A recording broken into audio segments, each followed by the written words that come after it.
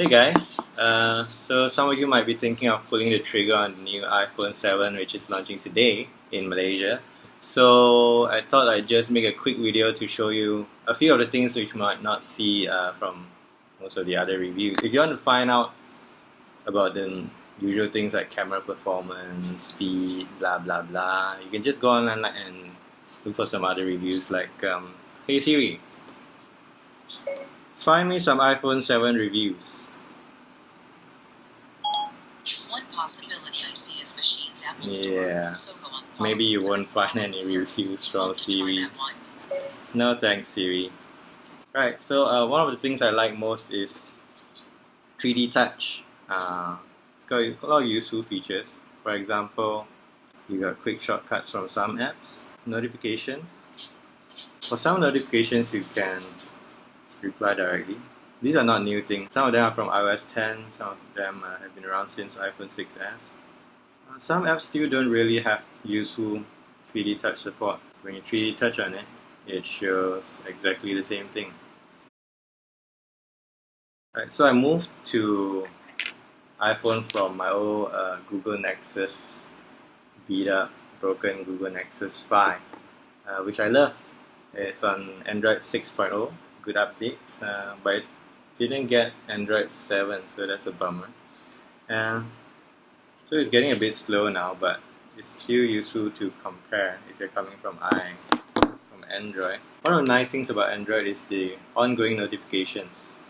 So you got this stuff, which is just always there. It's kind of like a widget in your notifications area. And that's how iOS widgets all work. They're all up here next to your notifications tray. And that's a problem because when I'm in another app, a lot of times I want to see my notifications, but a lot of times I want to see my widgets instead.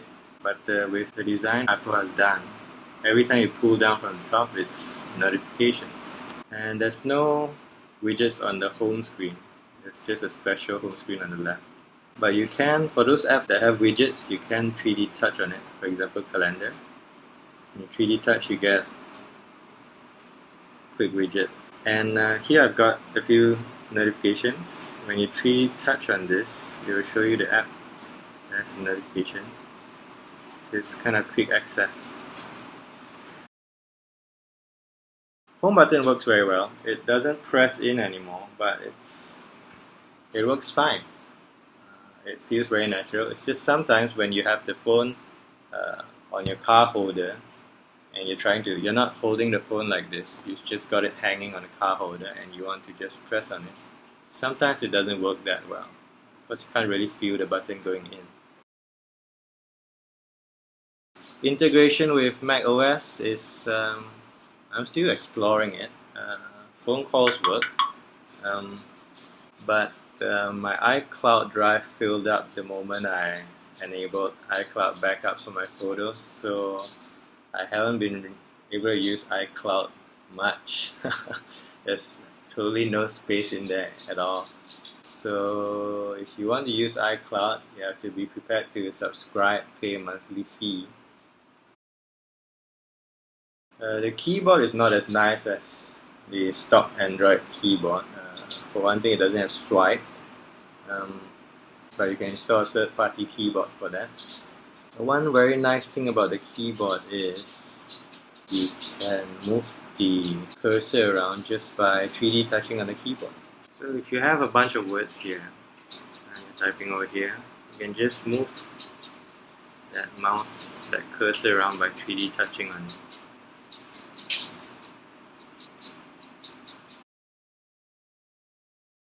One of the very nice things about 3D touch is how you can multitask with it.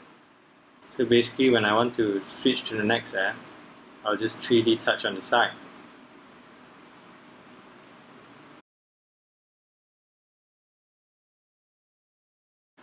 Another thing you might not realize if you're upgrading from an older phone is that fingerprint sensor is pretty much useless when your finger is wet. So if you just wash your hands, or if you just got your hands wet and you're trying to unlock your phone, it won't work. And after a few failed attempts at using Touch ID to unlock your phone, the iPhone is going to ask you for your 6-digit PIN. So that's a bit annoying. One last thing, the iPhone 7 is the first iPhone to be advertised as being waterproof, but I haven't tried it yet.